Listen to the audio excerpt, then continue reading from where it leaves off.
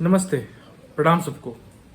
देखिए, अभी RG Kar medical college and hospital का जो केस चल रहा है, ये केस अभी बहुत ही एक अनोखा मोड़ में आके पहुंचा है। अभी ऐसा बात क्यों है, मैं आगे थोड़ा डिस्कस करूंगा इस बात पे। देखिए, बहुत सारा पॉइंट्स है। तो जैसे कि ये जो का जब घटना हुआ, इस घटना के ठीक बाद कुछ दिन बाद ही 14 तारीख को जब रात दखल का प्रोग्राम चल रहा था, प्रोटेस्टर्स लोग चला रहे थे पूरे रात रात भर के लिए। उस दौरान उस दिन 14 अगस्त के रात को, यानी कि 15 अगस्त के दिन, 15 अगस्त के उस रात के दौरान एक बहुत ज़्यादा मॉब एक मॉब के द्वारा हमला किया गया पूरे प्रोटेस्टर्स के ऊपर, साथ ही साथ हॉस्पिटल के प्रेमिसेस के अंदर भी, जिससे कि वो एविडेंस टैंपरिंग का भी बहुत एक बड़ा एक मुद्दा रह जाता है कि उस वक्त मुद्दा उसको हटाने के लिए, एविडेंस टैंपरिंग करने के लिए, बहुत सारा एविडेंस को मिटाने के लिए ये सब हुआ था। ठीक है, अभी इसमें तो ये बात अभी तक क्लियर नहीं हुआ है कि इसका पीछे कौन था, कौन नहीं था, किसके द्वारा किया गया था। पर उसके बाद अभी जैसे हालांकि हम लोग न्यूज़ में सुनने को मिला कि टाला थाना के जो ओसी हैं उसको अरेस्ट किया गया है, साथ ही साथ संदीप घोष को भी इस केस के मामले में, रेप एंड मर्डर केस के मामले में भी उनको अरेस्ट किया गया।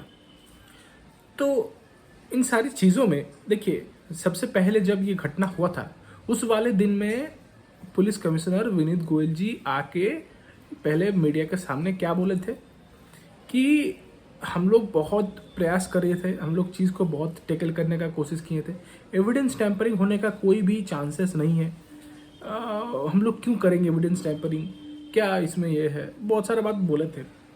पर अभी ये जो ताला थाना के ओसी अरेस्ट किया गया, इनको अरेस्ट किया गया है एविडेंस टैंपरिंग के मामले में, और विनीत गोयल को और संदीप घोष को अरेस्ट किया गया है कि एफआईआर लेट से हुआ है इसके मामले में भी, जबकि लगभग एफआईआर 12 से 14 घंटे बाद, घटनास्थल में पहुंचने के बाद 12 से 14 घंटे बाद एफआईआर किया गया। तो और उसमें भी जनरल डायरी में भी बहुत सारे मिस्टेक्स पकड़े गए हैं, जहां नोट किया जाता है, डायरी लिखा जाता है वहां पे। तो इस पूरे मुद्दे के बाद अभी सारे प्रोटेस्टर्स लोग बहुत ही हालांकि इस बात पे जो अरेस्ट किया गया, इन पे बहुत सारे प्रोटेस्टर्स बहुत ही खुश भी हुए। जाहिर सी बात है कि होना भी चाहिए, इस मामले में पकड़ा गया। यहाँ पे एक चीज़ मेरे दिमाग में अभी खटक रहा है, एक ताला थाना ऑफिसर, एक पुलिस ऑफिसर, एक ओसी, वो गया एविडेंस टैंपरिंग करने। अब देखिए, ये इस बात पे मैं नहीं कह रहा कि वो खुद से एविडेंस टैंपरिंग किया है कि क्या नहीं किया है, ये पूरे अभी सीबीआई के दायरे में है। तो सीबीआई हालांकि इस बारे में अपना राय देंगे कि क्या है नहीं है। तो उनको इस मामले में अरेस्ट किया गया है। तो अभी एक पुलिस वाला, जहाँ पे एक घटना हुआ है, उस घटना स्थल में एविडेंस टैंपरिंग करने क्यों जाएगा, ये एक सवाल पैदा होता है कि क्यों, ऐसा क्या बात है, ऐसा किस लिए जा सकता है। देखिए, यहाँ तो दो पॉइंट्स आ सकता है कि सबसे पहले, या तो एक वो खुद से कुछ किया होगा उस जगह पे, मतलब उनका कुछ अपना पर्सनल इंटरेस्ट रहा होगा वहाँ पे, इसीलिए वो एविडेंस टैंपरिंग करने गया होगा। एक नंबर पॉइंट, ये मैं बता नहीं रहा हूँ, ये मैं जस्ट एक एग्जाम्पल के रूप में, एग्जाम्पल के दौर में आप लोगों को बताने का कोशिश कर रहा हूँ कि ऐसा ऐसा चीज़ें हो सकता है, क्या क्या चीज़ें हो सकता है। तो यहाँ पे जैसे कि एक तो पॉइंट वो था। दूसरा पॉइंट ये है कि कोई बड़ा इनके सर में है जो कि इनको इंस्ट्रक्शन दिया कि नहीं, एविडेंस टैंपरिंग करना होगा, अगर एविडेंस रह जाए तो वहाँ पे मुश्किलें आ सकते हैं आने वाले दिनों के अंदर। ये भी एक पॉइंट है। तो यानी कि एक तो वो खुद पर्सनली उस काम के अंदर कुछ भी इन्वॉल्व थे, या तो उनको कहीं ना कहीं से इंस्ट्रक्शन मिल रहा था कि एविडेंस टैंपरिंग करना होगा, ये एविडेंस हटाने होंगे, मिटाने होंगे चीज़ों के साथ साथ। तो अभी क्या विनीत गोयल जी रिस्पॉन्सिबिलिटी लेंगे, पुलिस कमिश्नर विनीत गोयल जी क्या रिस्पॉन्सिबिलिटी लेंगे कि जिस दिन उन्होंने ये बात बताया, अब ये बात मैं अभी नहीं सुना रहा, पर आप लोग अगर यूट्यूब में कहीं भी जाएंगे तो वीडियो वो आप लोगों को मिल ही जाएगा। वो 14 तारीख रात का मीडिया के सामने उन्होंने बात बोला था कि मैं पूरी तरीके से रिस्पॉन्सिबिलिटी ले।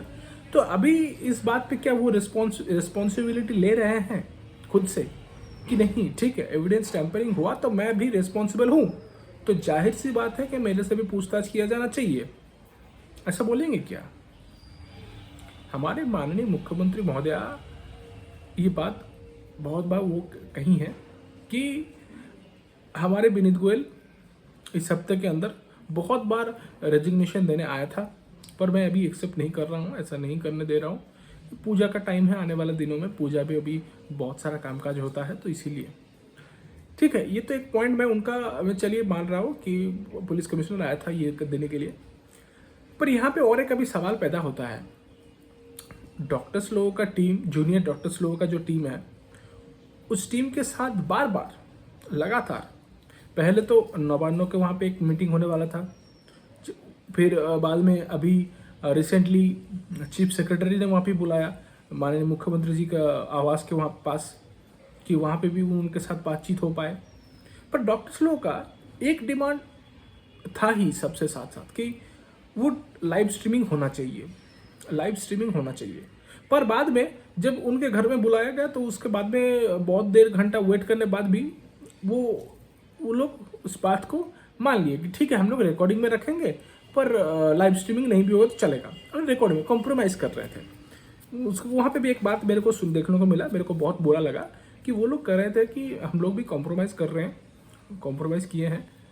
अभी तो ये एक कोई सब्जी मंडी है क्या जो कॉम्प्रोमाइज़ करने का जगह है कि हम लोग चलिए लाइव स्ट्रीमिंग नहीं होगा तो ऐसा ऐसा बात है। और पर मेरे को यहाँ पे एक बात अभी तक समझ में नहीं आया, माननीय मुख्यमंत्री महोदया ये बात बार बार बोल रही हैं कि नहीं देखिए ये अभी केस सुप्रीम कोर्ट के अंडर में है, सीबीआई के हाथ में है, तो इसमें लाइव स्ट्रीमिंग करने का परमिशन उनके पास ही है, वही करेंगे। यहाँ पे डॉक्टर्स लोग आपको तो विचार करने नहीं बोल रहे हैं कि नहीं आप मतलब आप इमीडिएटली इस केस के बारे में पूरा डिटेल में डिस्कस करिए। उन लोगों का मेन जो मांग है वो सिर्फ आप लोगों को वो सिर्फ वही आपको देखने को बोल रहा है। जो मेन 5 मांगे हैं उनमें से जैसे कि हेल्थ सेक्रेटरी का रेजिग्नेशन, फिर साथ ही विनीत गोयल का रेजिग्नेशन, और भी कुछ 4-5 मांगे हैं। तो इस मांग के साथ केस का रिलेटेड तो है, यानी कि डॉक्टर्स लोगों को लगता है कि कहीं ना कहीं से उन लोगों का भी कामकाज में खामियां रहा होगा, या तो उन लोगों का भी फॉल्ट रहा होगा, इसीलिए वो लोग भी मांग कर रहे हैं। पर इस मांग में इतना वो क्यों इतना मतलब रिजेक्ट कर रही है हर बार इस बात को कि नहीं लाइव स्ट्रीमिंग नहीं हो सकता है, लाइव स्ट्रीमिंग नहीं हो सकता है, जबकि सुप्रीम कोर्ट ने ऐसा कोई भी बात, ऐसा कोई भी पॉइंट अभी तक नहीं बताया, नहीं मेंशन किया कि नहीं लाइव स्ट्रीमिंग नहीं कर सकता है वेस्ट बंगाल गवर्नमेंट।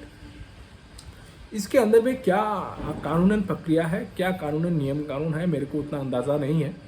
पर फिर भी एक जाहिर सी बात आप लोग थोड़ा सोचिए कि इस विषय में जब पुलिस कमिश्नर विनीत गोयल जी इस बात को लगातार यही बोल रहे थे कि नहीं एविडेंस टैंपरिंग नहीं हुआ, डीसी सेंट्रल इंदिरा मुखर्जी जी भी ये कह रही थी बार बार कि नहीं एविडेंस टैंपरिंग होने का कोई चांस ही नहीं है, ये तो ऐसा इन सब मामले में कोई भी चांस नहीं है, कोई पॉसिबिलिटी नहीं है।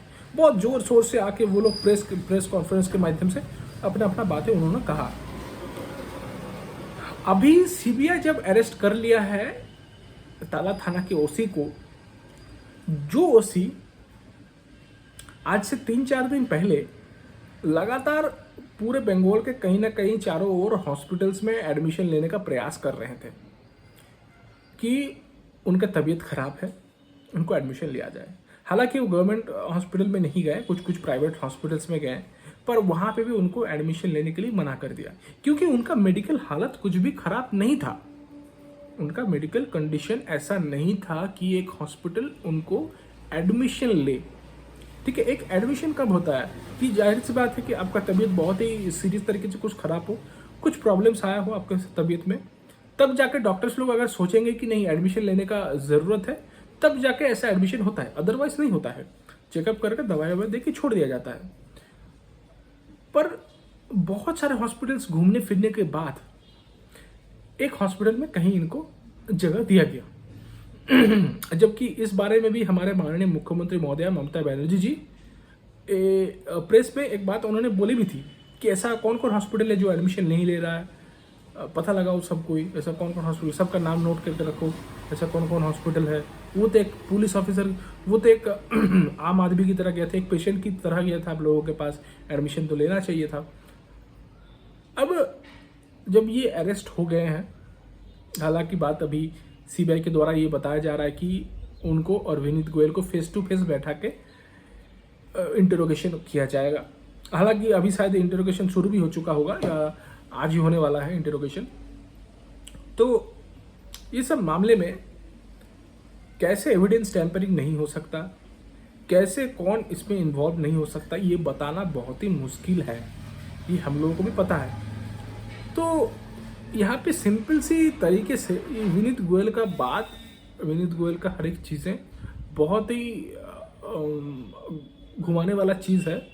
जिस तरीके से भी उन्होंने कहा हर एक बात इससे पहले, तो जैसे कि उन्होंने और भी एक बात बताया कि जगह 40, इंदिरा मुखर्जी जी, इस जगह 40 फीट तक 50 फीट तक कुछ जगह यहाँ पे कॉर्डन प्लेस था, यहाँ पे कोई नहीं आ सकता था। पर जैसे कि हम लोग एक वीडियो में देख पाए, जो वीडियो वायरल हुआ था, हालांकि उसी वीडियो के माध्यम से इंदिरा मुखर्जी जी ने भी वो अपना बयान दे रही थी कि नहीं ये है, ये हमारा फॉरेंसिक एक्सपर्ट है, ये है।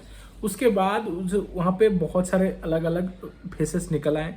एक तो नेशनल मेडिकल कॉलेज का कोई डेटा एंट्री ऑपरेटर निकलता है, एक अभिक दे निकलता है कोई दूसरे कॉलेज का डॉक्टर, और तृणमूल कांग्रेस के अपना पार्टी मेंबर्स भी हैं जिनका अपना ममता बनर्जी जी के साथ बहुत ही क्लोज टचअप भी है।